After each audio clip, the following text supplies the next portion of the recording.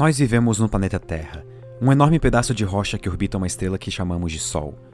O Sol, por sua vez, é apenas uma estrela dentro de uma galáxia enorme, que faz parte de um universo cheio de mistérios e coisas interessantes. Mas se quisermos encontrar grandes mistérios na natureza, nós não precisamos ir muito longe.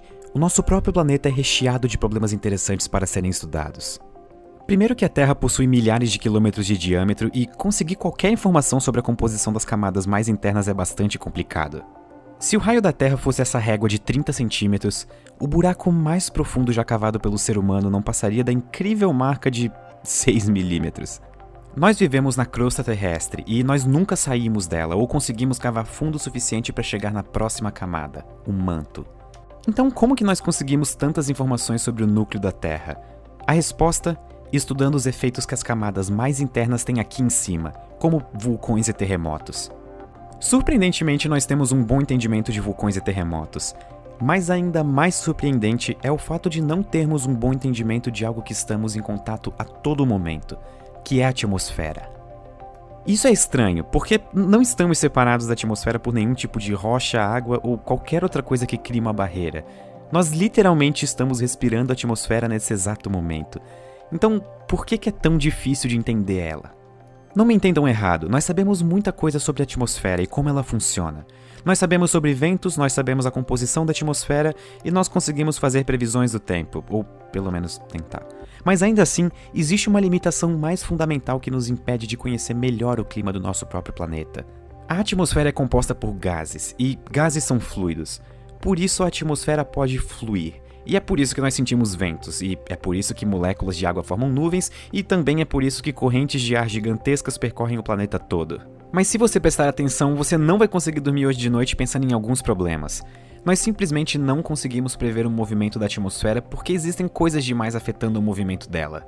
Montanhas impedem a passagem de correntes de vento. O vapor de água evapora dos oceanos. A Terra está girando e isso gera uma força chamada força de Coriolis que cria tornados e furacões. E tudo isso está afetando o movimento dos gases na nossa atmosfera. E é por isso que nós dizemos que a atmosfera está em um tipo de fluxo que nós chamamos de fluxo turbulento, ou mais conhecido como turbulência. É a mesma coisa que faz os aviões chacoalharem e você vê sua vida inteira passando pelos seus olhos. Mudanças caóticas na pressão, velocidade e movimento do ar estão acontecendo a todo momento no mundo todo. E é aqui que está o problema. Nós não entendemos turbulência. E por nós eu me refiro à humanidade como um todo, incluindo as maiores mentes que já existiram. Um bom entendimento do fluxo turbulento é um problema tão difícil que o próprio Heisenberg, um dos principais físicos do desenvolvimento da mecânica quântica, disse a seguinte frase: "Quando eu me encontrar com Deus, eu tenho duas perguntas. Por que relatividade e por que turbulência?"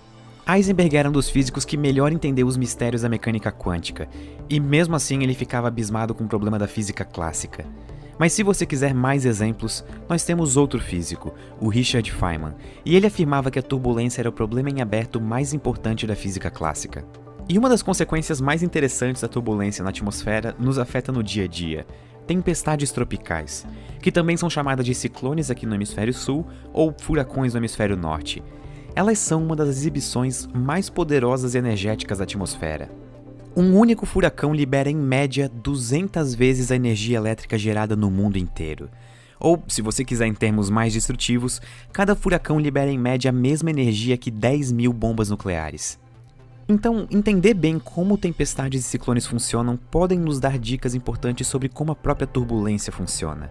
E quando estudamos algo, é muito interessante olhar para os casos extremos. Por exemplo, qual o maior furacão que já vimos? E o quão grande eles podem ser? E quanto tempo eles podem durar? O maior ciclone já registrado foi o tufão Chip, que se formou no Oceano Pacífico com mais de 2.000 quilômetros de diâmetro. Ele sustentou ventos de 305 km por hora por poucos minutos, e ventos de 260 km por hora por mais de 10 minutos. Isso é suficiente para levantar qualquer pessoa e praticamente muitos objetos pesados. Só que apesar disso, nós acreditamos que ciclones, em geral, não podem ser muito mais extremos que o tufão Chip. Digamos que ele seja uma espécie de limite. E o porquê disso é ainda mais interessante. Ciclones são praticamente motores. Sim, motores. A função básica de um motor é transformar calor em movimento ou trabalho, e ciclones são extremamente bons nisso. Ciclones só se formam sobre regiões de água quente no oceano. A superfície quente da água evapora e aquece o ar sobre a superfície do mar. Esse ar aquecido sobe por convecção. Mas esse efeito gera uma zona de baixa pressão sobre a superfície quente do mar. E essa zona de baixa pressão atrai o ar ao redor dela para o seu centro. E aí você tem o olho do ciclone. E o processo se repete, porque esse ar atraído é aquecido pela evaporação da água do mar e aí você tem um ciclone formado. Ou seja, um ciclone transforma a energia térmica do oceano em vento.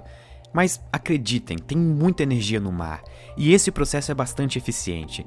Por causa disso, ciclones são as tempestades mais poderosas que nós conhecemos. E é isso que gera o limite de velocidade dos ventos. Motores possuem um limite de eficiência, e é por causa disso que, no pior dos casos, um ciclone pode atingir uma velocidade máxima de 320 km por hora. Mas essas são as maiores tempestades que podem acontecer aqui na Terra, que é cheia de obstáculos para tempestades. Nós temos grandes regiões rochosas, também conhecidas como continentes, que na maior parte das vezes impedem o caminho dos ciclones e acabam encerrando as suas vidas. Mas nós temos um lugar em que não existem esses obstáculos. Só que esse lugar não é na Terra. Se nós quisermos encontrar as tempestades mais extremas imagináveis, nós temos que ir para um gigante gasoso como Júpiter. Ele é 320 vezes mais massivo que a Terra e, por ser um gigante gasoso, ele não tem continentes, montanhas ou qualquer tipo de barreira que encontramos aqui na Terra. O quão poderosas podem ser as tempestades em Júpiter? A resposta é muito poderosas. A tempestade mais icônica de Júpiter é a Grande Mancha Vermelha, uma zona de alta pressão que gera uma tempestade maior do que a Terra em tamanho. Na verdade, você pode ver ela com um telescópio no seu quintal aqui da Terra. Uma tempestade com esse tamanho é assustadora, mas o que é mais assustador é que a Grande Mancha Vermelha é observada continuamente desde 1830, o que daria pelo menos 200 anos ininterruptos de tempestade.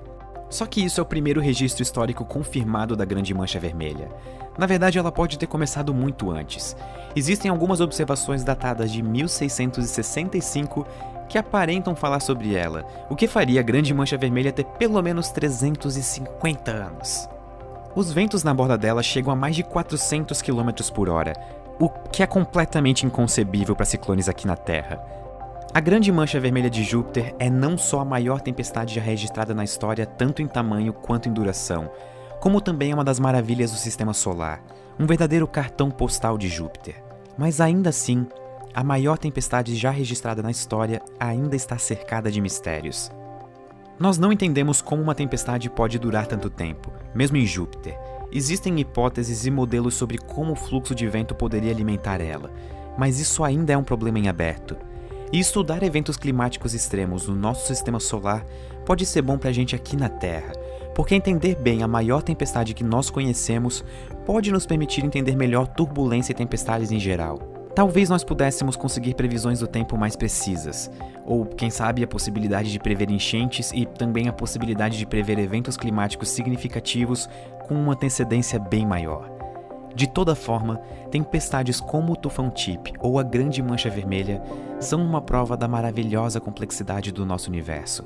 Quem diria que tempestades são motores quase perfeitos que transformam o movimento caótico das partículas na atmosfera em colossais padrões de nuvens. E além disso, elas são parte de uns problemas em aberto mais interessantes da física, a turbulência. Muito obrigado e até a próxima.